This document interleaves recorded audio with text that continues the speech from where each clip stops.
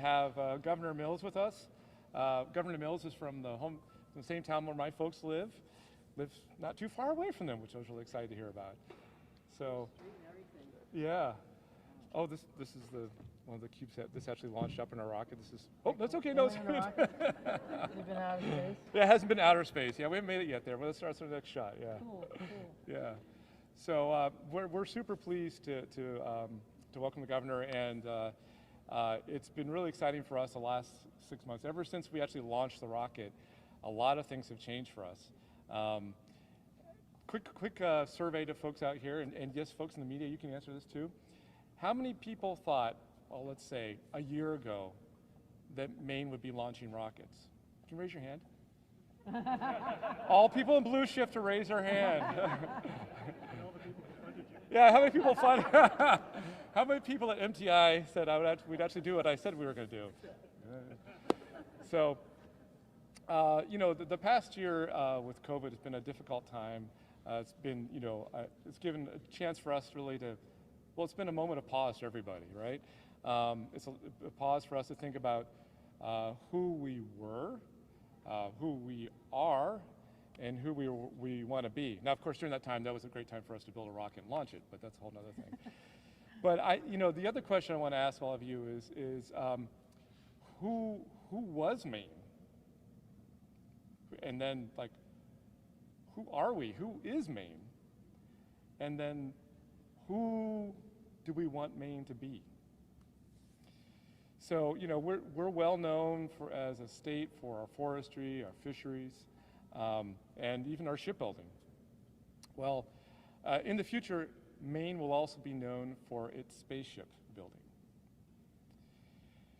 About 40 years ago, and I would say 4 months ago, I would have been laying down in a snowbank off of our house in Toddy Pond in East Orland, Maine, and looking up at the Milky Way with curiosity and just wondering what is out there, who lies out there, what lies out there in the stars beyond. And as you all now know, about 4 months ago, our gritty team of folks here at bluShift made world history. We made world history in Limestone, Maine, not by how cold it was when we actually launched the rocket, but by lunging for just a few moments towards those same stars that I looked at when I was a kid, using a completely bio-derived fuel that's non-toxic and can be had from farms across America, can be had from farms across the world, and is almost completely carbon neutral. But all this actually didn't quite happen. I started this company up after discovering the basis of our fuel. Actually, I was just telling you, I discovered the basis of this fuel on my brother's farm in North Yarmouth, Maine. He's an organic farmer, and found it on the windowsill. And the short of that is, found out that fuel was actually not only, derived off the farm, non-toxic, but actually performed better than the petroleum-based fuel that we were using. Wow. And so, but I started up the company in Massachusetts, where I lived at that time. We got to a point we were ready to test the rocket engines. We were ready to grow the company. And some of those folks that were with us back then are actually still with us today. And I couldn't find any town in that state that would welcome us or even consider allowing us to do rocket engine tests. The other part was I was looking for funding. I was looking for a way to fund our growth forward. What I got from Massachusetts, from talking to lots of different people, investors, and the state was, nope, here in Massachusetts we do bio, we do pharmaceuticals. You're a rocket company? Go to Florida, go to Texas, go to California. I still get this suggestion today. Now, one of those state officials in Massachusetts, which we have to thank, said, well, hold on a second. Now, this person didn't know I was from Maine. They said, talk to the Maine Technology Institute, called MTI. He's like, MIT? No, MTI. And I was like, oh, really? Why? He said, well, they're trying to encourage innovative, high-tech companies to come and grow in Maine. And they have funding possibilities for a company perhaps like yours. And I was like, yes, I've been looking for the excuse to get back to Maine after 20 years. So I reached out to MTI, and I'm not going to go very long into this, but basically MTI said, yes, we have funding available, but you need to move your company to Maine. I said, okay. I would love to move back to Maine. I've been trying to do that for a long time. So thanks to MTI, which has stuck by us I'm looking at some individuals here, Lou and Matt, and of course Brian and others who've stuck by us.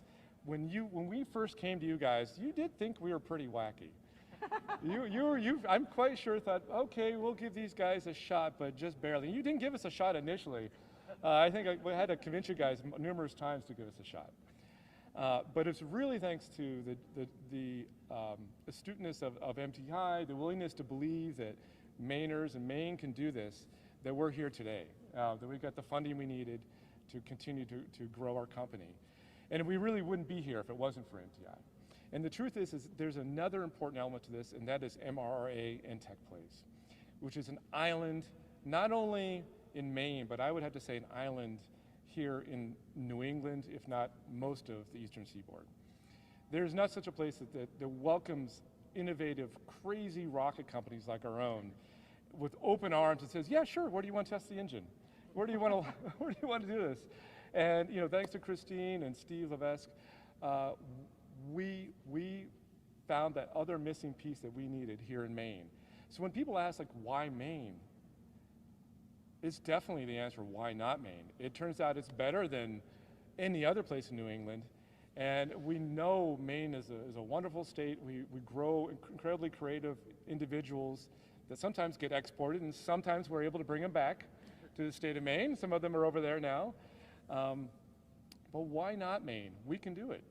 So, and it also turns out we have an incredible opportunity here in Maine. Now, you might have heard me say this more than once, but Maine has an opportunity to do a certain type of space launch that no other state on the eastern seaboard can do. Not Cape Canaveral, not Wallops, Virginia. Only a military base in California and another spaceport in Alaska can do. Wow. So only we can do launches to what's called polar orbit. Now, there's this whole thing about something called CubeSats, these tiny satellites, which is what we're going to ultimately be launching to space. We're providing sort of an Uber service to space. Right now, when you think about rockets, you think about these very large rockets that SpaceX and others offer. We're going to provide basically dedicated launch services where these tiny customer payloads, there'll be something inside here, will be launched to space into polar orbit. And thanks to a study done by the Maine Space Grant Consortium, we learned that half of these satellites want to go into a polar orbit. And a polar orbit can only be done not anywhere in Maine, only in down east Maine.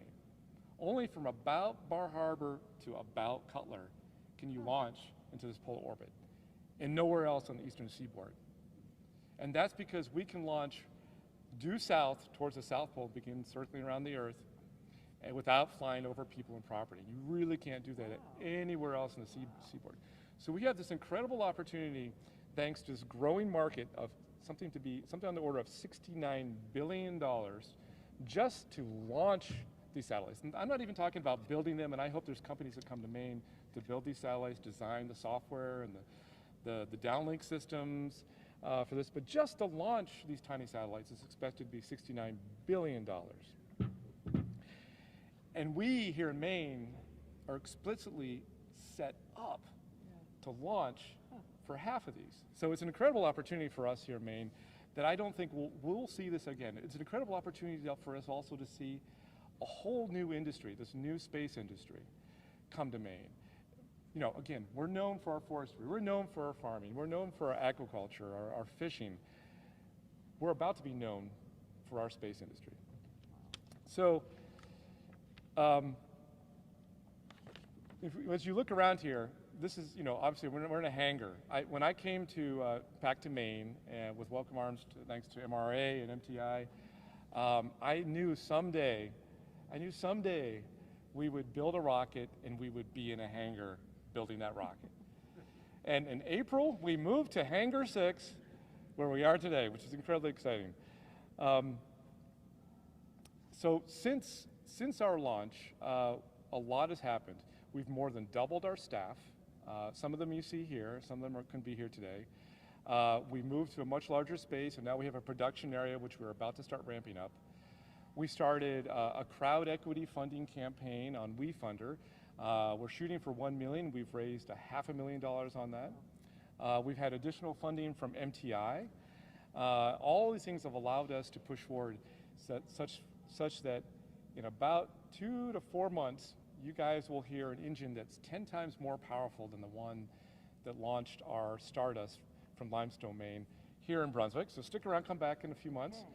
That will roar for up to 80 seconds, and will, in about a year from now, carry Starless Rogue, which will be about 50 feet tall, about 2 feet in diameter, and to carry about 60 pounds worth of research payloads all the way up to space, going twice as far as other rocket companies do, doing the similar research, such as Blue Origin. You guys might know who owns that one. We're different. And then we would launch from off the down east coast of Maine, and land back in the ocean.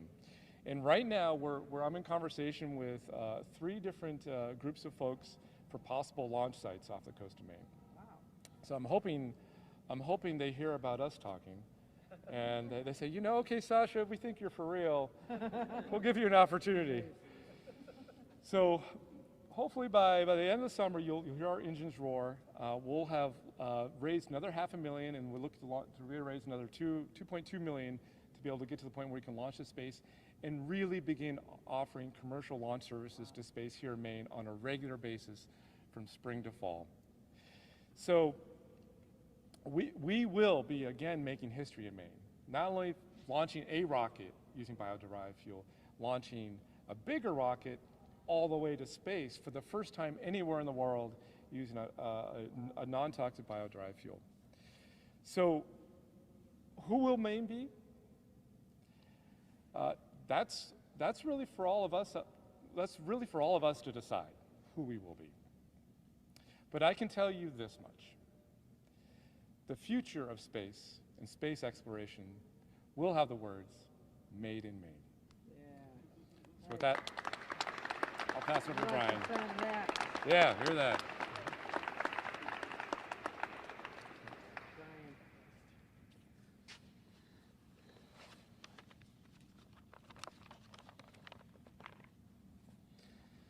Thanks, Sasha.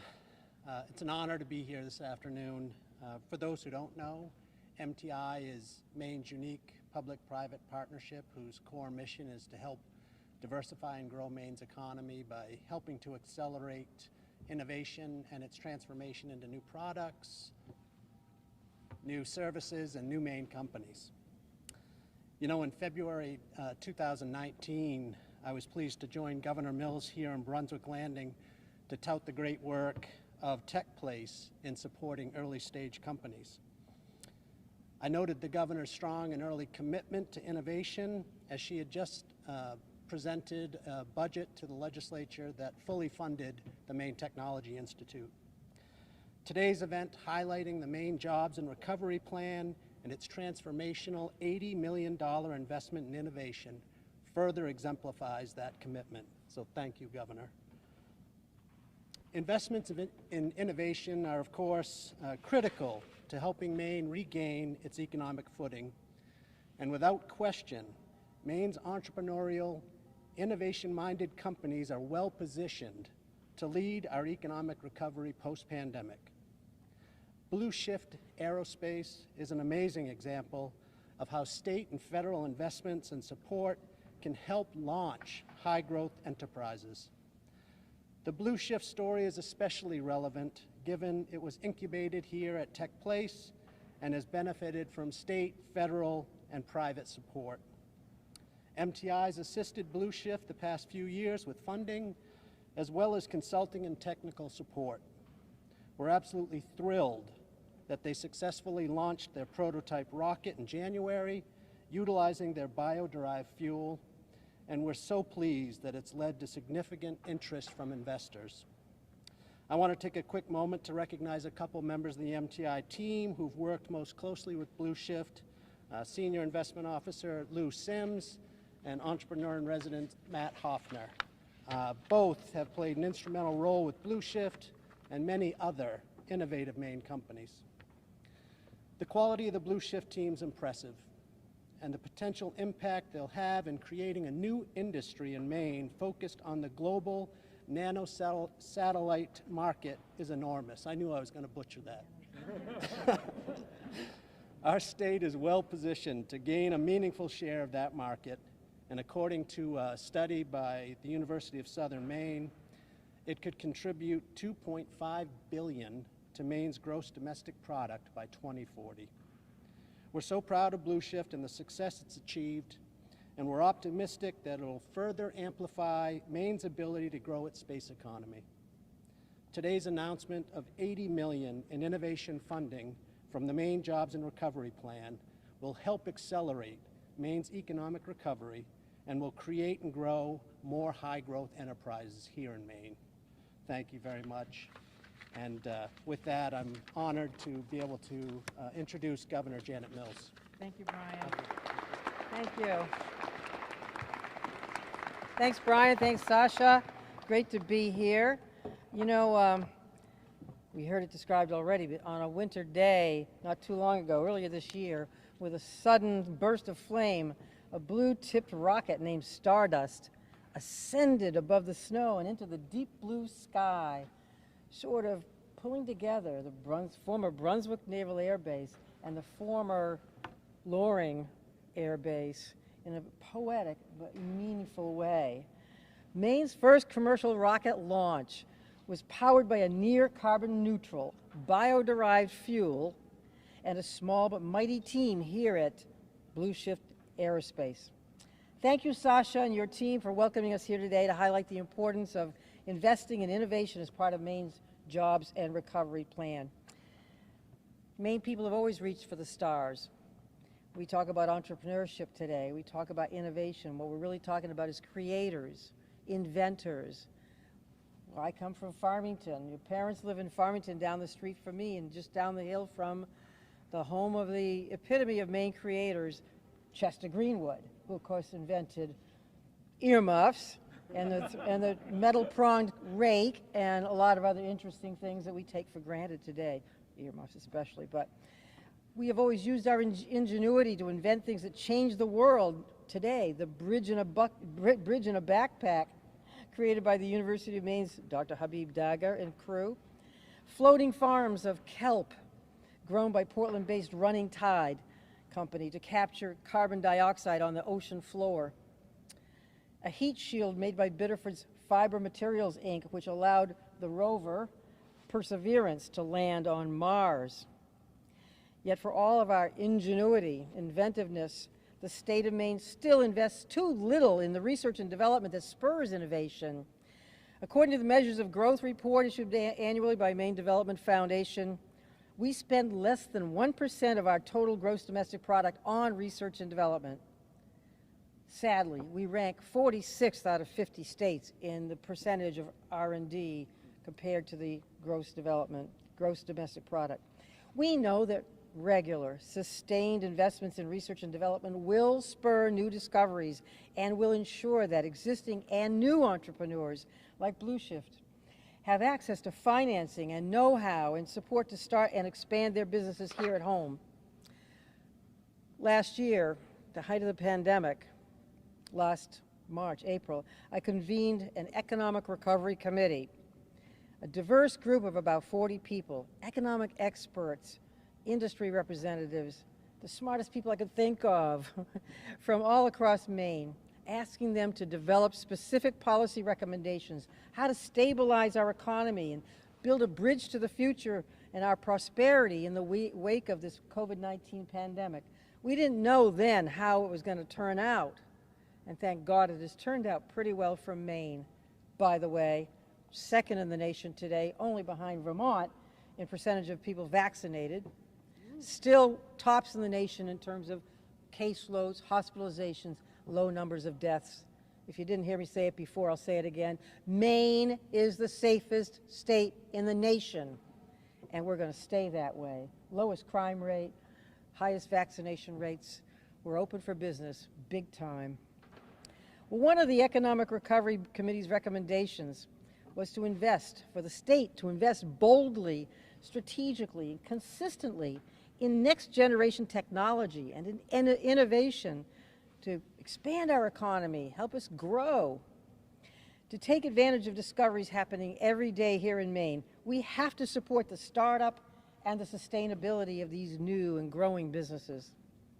bluShift Aerospace is a perfect example of what is possible when Maine people see a challenge and when we work together to create a solution that no one's even thought of before. What Sasha and his team are doing here. Their efforts to develop a better rocket capable of carrying small payloads for paying customers while diminishing the detrimental impact that traditional fuels have on our environment. All of this will advance aerospace technology for years to come.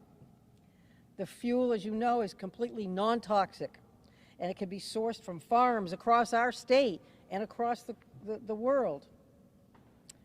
Maine has set ambitious but achievable clean energy goals for our state because we know that we can combat climate change and create good paying jobs and innovation in industries such as this at the same time. Our administration has supported companies like bluShift by investing in initiatives like the Maine Space Grant Consortium, which Sasha mentioned. That consortium funds research and development as well as science, technology, engineering, and math education in Maine. We also recently partnered with the Maine Technology Institute to create a $500,000 grant program to spur innovation, to support clean energy startups, and to create jobs in Maine's fast-growing clean energy sector. Thank you, Brian, for joining us here today and what you do at Maine Technology Institute to promote the growth of such industries. bluShift is a small team that is not afraid to try new things.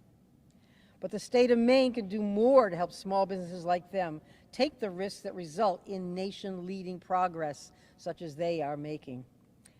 So to jumpstart innovation in the private sector and to spur long-term economic growth, I'm calling for an $80 million investment in research and development as part of my Maine Jobs and Recovery Plan, funded purely with federal funds.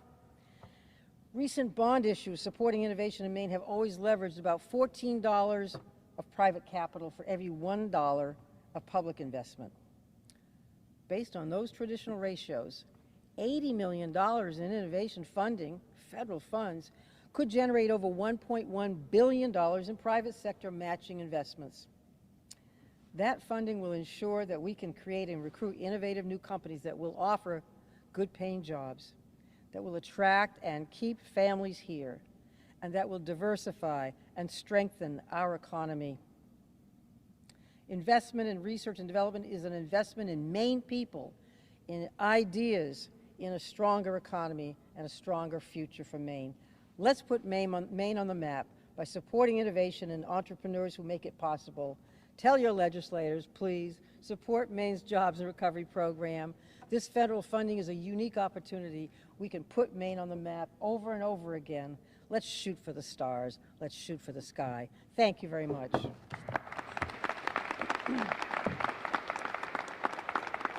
I think we have time for a couple of questions if you want. And I do want to introduce Commissioner of Department of Economic and Community Development, Heather Johnson, who is leading our team on economic development and research. Thank you, Heather, for being here. Yeah, we have time for a couple questions. We're going to do short form. So, do you have any questions? Governor Mills, there's a workforce shortage, kind of across the state right now. How much will this plan help to, employ people and get people the workers that they need? I think the entire plan is aimed at getting people back to work. The entire Maine Jobs and Recovery Plan is aimed at getting our economy back on track, beyond normal, diversifying our economy, while supporting traditional forest, aquaculture, and farming, agricultural economies, our legacy endeavors, but also promoting new enterprises such as this. You take the green economy that we talk about and green collar jobs. Look at solar. We've got about 200 megawatts in the queue for solar right now. And those solar jobs, if you tour any of those entities, those businesses, you'll see mostly people under 40, mostly people who have come back to Maine because they love it here, they grew up here, they want to be here. So we're expanding green collar jobs as we support our traditional economies and support research and development, which absolutely means jobs.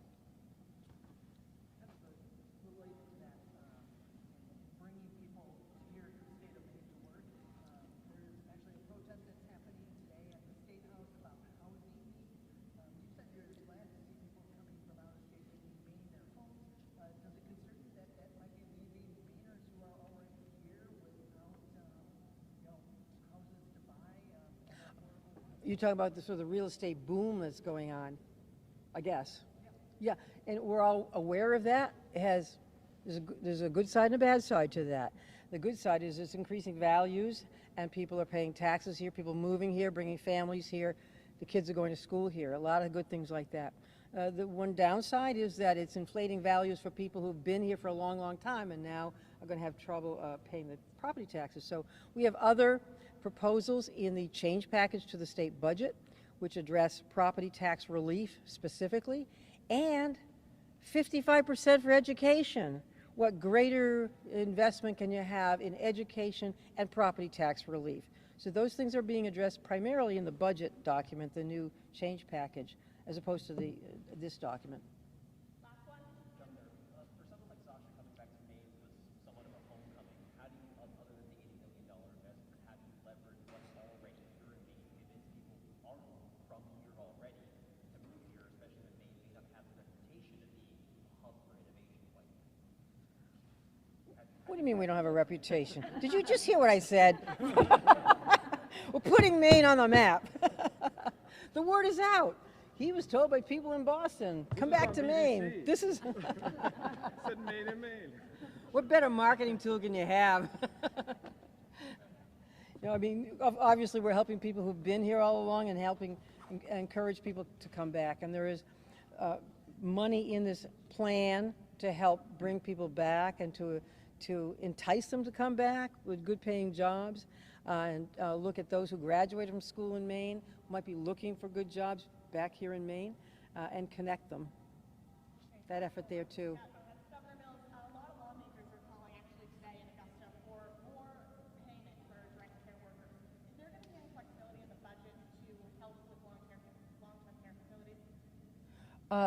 There is money in the budget, in the change package to the budget, for a lot of different providers, including nursing homes. I think we've given about $100 million to nursing homes alone in the last year, hopefully targeted to direct care workers in the nursing home industry. Also funds for other assisted living entities and for people who help in homes for the developmentally disabled and programs such as that. There are funds that we did. Commissioner Lambrew authorized an objective third-party rate compensation package that is incorporated in the budget. Okay, thank you, everyone. Thank you. Thanks, Brian. We finally have a document.